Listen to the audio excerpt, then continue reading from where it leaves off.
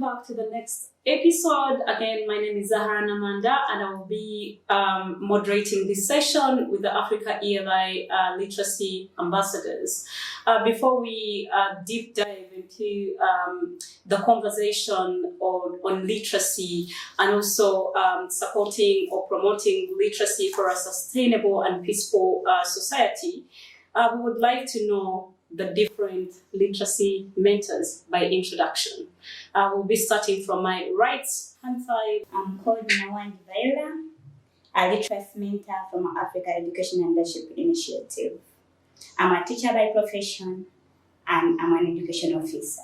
Thank you. Thank you for this chance of talking to you and for hosting me here. I'm a literacy mentor from Africa Education and Leadership Initiative. I'm a teacher by passion. I love doing teaching and educating learners. Thank you. Thank you so much. My name is Saja Simon Peter. I'm a mentor at Africa Education and Leadership Initiative, and I'm a teacher by passion. Yeah, today's conversation is promoting literacy for a sustainable and peaceful community or society. You've been in mentorship, literacy mentorship, for quite a very long time. I would love you to demonstrate what a classroom session for literacy looks like for the children that you mentor. Oh, thank you so much. The first thing we needed these people to do is to fall in love with books, to fall in love with the session we will conduct. Now, as immediately as we enter the school, you see these pupils come close, welcoming us into their classes. So that gives us a warm welcome, and it also motivates us. It gives us some love and morale. Yeah, so if we enter into the class, of course, they are from different lessons. So their minds are not yet sober. So what we do first, we have to make them come back. We have to bring their minds back. So we have some activities we do. They sing for us. We bring new items. We bring new activities they do. So after those activities, we see that their minds now are back. So even before continuing, if at all it's a new session, we have to first ask them if at all they have ever read any book. And if they have ever, they give us the books. They tell us some. And we have to get where we start from. So, and if at all it's a continuation, we are continuing from the previous session, we have to first listen from them. What do they still recall? Are they really understanding, or we just wasting our time? You spoke about illustrations, and I would like to learn from Joan as you're conducting lessons or literacy mentorship sessions. What are some of the materials that you use, and how do you use them while conducting the sessions with the children? We always have the reading components. In these reading components, there are always let me mention three. There is the sounds awareness, where I make these learners get aware of the sounds. There is that alphabetical principle, because you can't read when you don't know the alphabet. So you have to know that alphabet principle. Then there is also that where we give them it's the formula. It's called the Chinese formula. I get it from some training we had here at Africa ELI. And that Chinese formula goes, when I read, I forget. It's like when I hear, I forget. When I act, I remember. And when I read, I understand. So when I come to the part when they hear from me, they can easily forget. But when they acting, this is what I'm talking about. I come with my sounds, these are card letters. When I ask them the components of reading, which I first mentioned, the sound awareness, and I raise this letter, and I ask the learners, what is this sound? And I see how far with their sounds, how can they play around with words. And I come with these card letters. It's a form of playing, because some learners, they don't have that moral of reading. They have very bad bias. And when I come with these cards, they're like excited. What are those? They are cards. How did she form them? So they're excited about that. So when I bring these cards to the classroom, it's like bring them out of the classroom setting and bring them to the play area. But as they are playing, they are learning. Mm-hmm. So when I raise this sound is ch, ch. And I can give you some example of words. I jug. It's like jug. It comes within that sound. And when I come to the part area, after getting aware of these sounds, we come to the alphabet, A up to Z. When I join these words, maybe I get my G sound. This is sound A, and maybe, okay, they're not matching, but this is real. And if I'm to join this, like this, it's jal, jal. So they get that reading experience. So every time they see me, they're always excited. What is Madam bringing in? Which new cards is she bringing in? They're always ready. And I'm having these tiny letters. These are all called card letters. I can say, can you please form a name using those card letters? So this child is playing sometime learning. And when I come to because that is the 3 formula of the Chinese. When they hear, they forget. But when they act, the learner, trust me, that learner can't forget this session. The teacher came, even when it's just narrating them at home, the teacher came, Madame Joan came, she bought us some letters. That learner can also be like excited. Maybe she can try to go back home and get those boxes and cut out. She tries to make what Madame Joan was doing.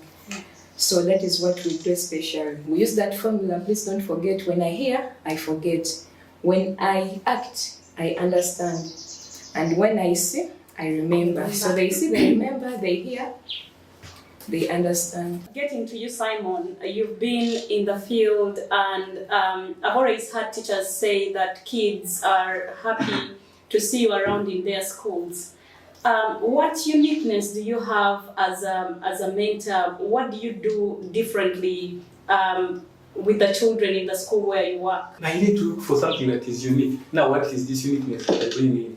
When I get into a class, number one, I know these children, because mostly our lessons are in the afternoon hours. So I first get to understand that these pupils are tired, first of all. Now, how do I bring them back in the mood of attending my class? Number one, we have different programs that we can use. When we get in the introductory part of understanding what they have been going through the week, because we need to interact and give those interesting ideas. And as others are listening, they keep on wanting to know what is he going to talk about. Now, if I ask them, for example, last time we were here, I understand you learned so many things. I also don't remember. I even tell them that I also don't remember what you learned last time. But I'm sure you must be remembering. Because for you, during this course of the week, you did reading different things. I want you to first remind me about all the good things that you've been enjoying. They can bring in fun, not necessarily reading, but they can have that chance to bring in their fun a little bit. So during that session, others are all interested to know exactly what is going to happen. So during those hours of introduction, we get to modernize them, bring in some new techniques that can enable them to concentrate in class. Literacy mentors, what kind of resources, or what are the resources that you use while training or mentoring children in literacy? We have our books as resources with the reading materials we use, and we get them from Stepin. So these materials are the ones we give them as while we are reading. But on top of these books, we also use the gestures. Like, for example, here there are some words, the new words. These learners may like to know, may like to understand it. And if I try to demonstrate it can bring the meaning out very well.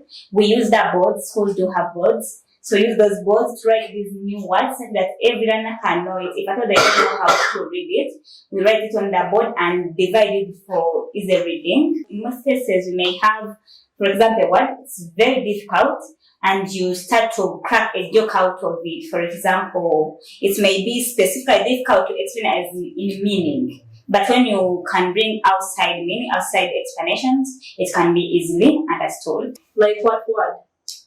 For example, if at all we are talking about tribe, if I try to give an example, because you may reach in a class and you ask girls, as in these people, if they know the name of tribes. And they Tribe? Yes, tribe, and they don't know it. So it is difficult to start explaining it, but if you bring it in our normal language, Baganda, can you raise up your hands? They do. Banyankole, can you tell us a new word in your language?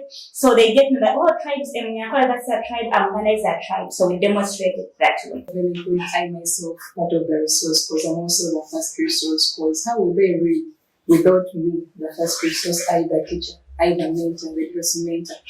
And when I meet these learners, me as a resource, I use these elements. There is this echo reading. Echo reading is where I first read out to the learners.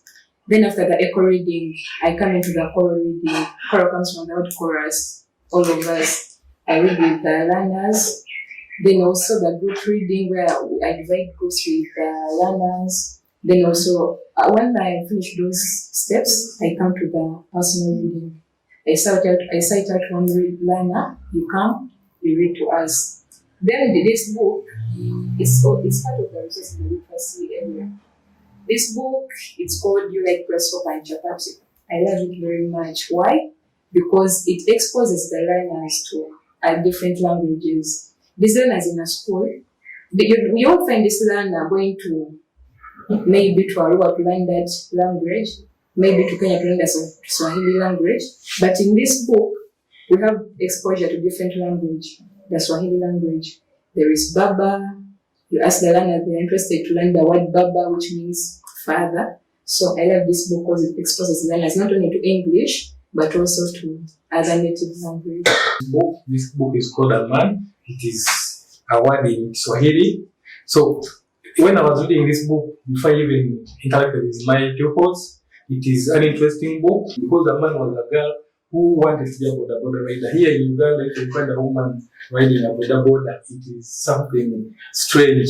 But this is a book that was telling someone, you're a girl, but you can be a boda rider. So when I was reading to these kids, there is some interesting area where you get the girl is trying to divert her from her dream. So she starts thinking about, what if I become a pilot? What if I become, when she think about being a pilot, but in her mind, she's still thinking about, when I'm in an airplane, she's still thinking about the dream of being a boda rider. So this one is about how can you stick on your dream. Yeah, even this reading material, they help us to trap their attention, in which we're when we are reading, you may find if at all we are, because we normally read it for an hour. So you make sure that you will stop on a thing which will make this child be curious. What happened next? Okay? That when you come next time, they are really eager to know. Madam, we stopped here. Now let us see what happened next. Yeah, and it boosts their morale. These type of books, what I can say about these type of books, Aisha said, it makes a learner be curious of what is in the book.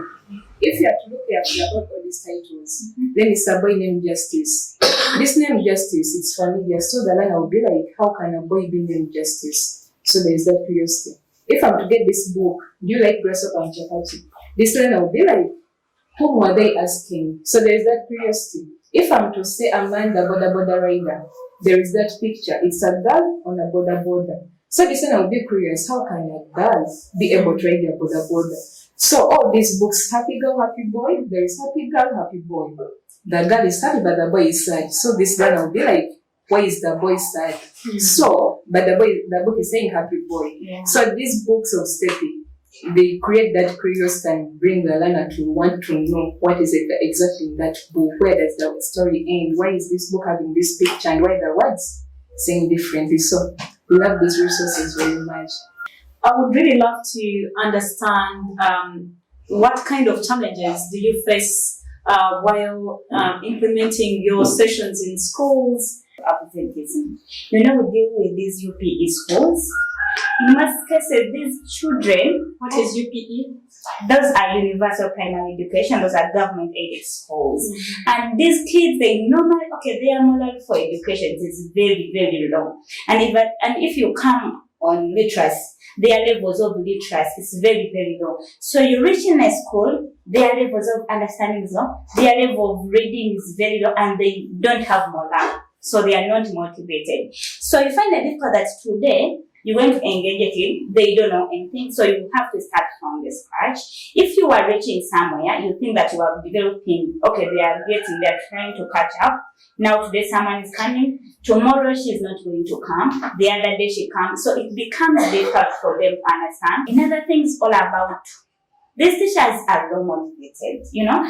These teachers are the people, okay, at first they be like they have morale, they want to teach, but at the end of the day you reach, because we always have patrons who do help us, but you reach in a school, you come, you enter, they just say, your kids are there, they leave you. These kids are many, over 100 plus, you one person, they are stubborn. These ones are shouting, the other ones are reading. You are telling them, let us do this. They don't want to listen, but they're just waiting for you to say, now let us sing. For that, they will all come. But yet, it's just a part to make literacy entertaining. But for them, they just wait for that part. But if the patrons are there, at least they are somehow disciplined and ready to learn. Sorry, you spoke about singing as a part that children listen to, right? Yes. How have you been solving such a challenge? So when we see these kids are totally going astray, we always have that song. It's like happy girl, happy boy, you show me the happy face, show me the angry face. So if they are expressing their faces, you'll be like, you know, you have been like that when they are putting on an angry face. Can you feel hurt when you see someone like that? No, madam, how have you been like that? Oh, madam, we are going to be a good pupil. So those songs bring them back. There is that special song we created as Africa ELI mentor team. It's because of time, but next time we catch up, we could play that song. It's a very good song. Yeah. As I said, those formulas, because this is where this formula of when I act, I remember, I can't forget. So when you act those faces, when I come to class and I put on a happy face and I show the learners as I'm singing and I'm playing that same face, I'm singing to the song. So that learner can't forget because I'm acting, the learner is learning, and the learner can never forget because it's a music, sometimes educative, something it's not making that learner forget.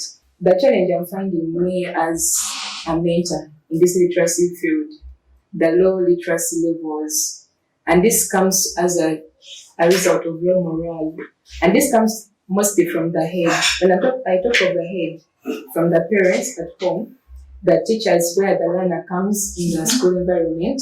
So when these people are not motivated, let me say the parents, we are working in a community where parents, they don't value the use of education because they're like, I studied, what did I do? I'm here in a quarry, in a stone quarry. I'm riding a board, that is the use of education. So this parent will just send the learner to school just maybe to keep her or him there, to avoid her or him being in a community rhetoric around. And when I come to the teacher, when we go into the school setting, these schools receive many visitors, let me say the supervisors, and some are afraid, they're like, wow, they're coming to inspect us, what should we do? So they won't be able to open up to us, what are the challenges, how should I engage these learners to get interested in the literacy? So to cover up that, I have to get to make friendship with this patron they've given me. And to make that, I have to show him or her my reading materials. We have also reading materials for them, the literacy, the teacher guides. And this teacher will be like, wow, I'm also involved. Mm-hmm. And this will help him or her to get that love to want to open up to me and say, you know, my class is like this, they are weak in sounds, they are weak in alphabets. So I'm able to do that. I'm sorry, I forget on the part of the parents. The part of the parents, we cover up the challenge with our books too, from stepping, it's correction with love. And we also have those parent teacher sessions where we go in the meetings, we see how these parents are telling this they find, and that's where we can start from. You know, we have individual difference in understanding in our classrooms, right? But you find teachers be like, madam, those ones are totally bad, but even if you do what, we'll get you nothing when they have left them, okay? Now, even if you are trying to help out, they be like, madam, those ones, do you think that you'll get anything from them? So, already they make their kids to know that for us, we know nothing and we shall not learn. We are dealing with schools in a rural setting, so we get a challenge where we find, mostly, let me talk about weather. In case if we get like rain, so sometimes it blocks those children from reaching school. Now this brings back to brings us back to the challenge of absenteeism. What I do in case I find such scenarios, because I've found them several times, it delays me to maybe to complete the book that I like in the timeline that I planned, but still I have to go back because I don't need to leave these people, because this is a low setting where kids don't get all these materials. So if you teach and some have not come that day, you just continue reading, and at the end of it all, it's not that you're impacting on these children. I would love to get ideas on how we can promote literacy for sustainable development and for sustainable and peaceful communities. Given the fact you've been in the field, what are those ideas or strategies that you would recommend so that we have a society that is literate, but as a literate society that is sustainable and peaceful? Reading. For example, in these books we have, there are many things hidden there. There are much knowledge in these books. So if these people keep these books or like daily things. For example, we may find a book, have a book called Where There Is No Doctor. No, you find someone passing throughout that book. Those are the people who will be there. Those books are useful. You know, there is medicine in case there is no doctor. How better can you protect yourself? That's a peaceful environment, right? So if you make use of books, if at all you don't read, you will not know the gold in that book. But if you try to open, you will see that there is life in this book. So I'm encouraging people to love reading. Having love, passion, because everything starts with love. You can't tell me to come and read. You start telling me the advantages of reading, what I gain from reading, but when I don't have that love. So we have to start with loving that passion. And to get that passion, we as Africa ELI, we are trying to create that area where everyone can get access to these books. We are always here. We are located in Katwe area. Our offices are always open. We always have a community library, and this is for free. These learners who can't access schools, parents who can say like we can't afford the school fees, they are always free to come here, so that we create this passion among our learners, so they get the love with books. My advice is going to parents.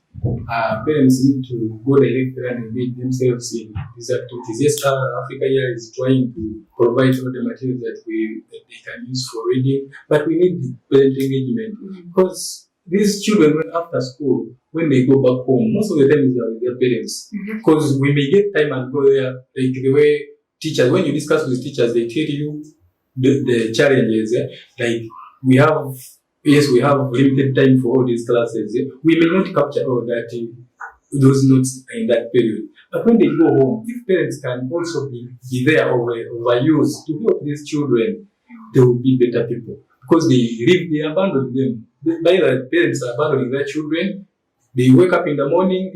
In case a child is chased out of school, like for school fees, that parent will tell that kid, if you sit down and look for money, like they are not interested. So if parents can get directly involved in these activities, we shall make a better society. A peaceful and better society.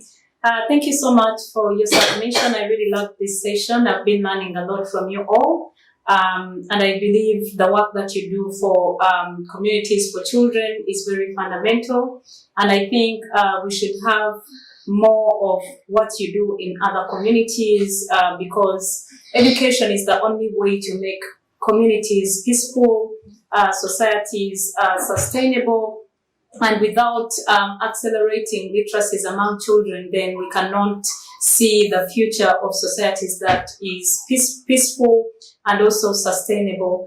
And as we close, I would love to encourage parents out there to be really very involving in their children's learning. You've heard from the mentors that it starts from the parents, it starts from schools and teachers. And also in our earlier episode, teachers were emphasizing the same. And so we have Africa ELI has parenting sessions, just like Joan mentioned. We use parenting with love book to promote parental love for parental love for nurturing their children, but also parents to understand that parenting is very diverse. It's not only taking care of a child in terms of providing food and then shelter and clothes. It goes to education and sustainable knowledge for children, and empowering a child for a sustainable future and also a peaceful engagement within their communities. Thank you so much for listening in, and we shall catch you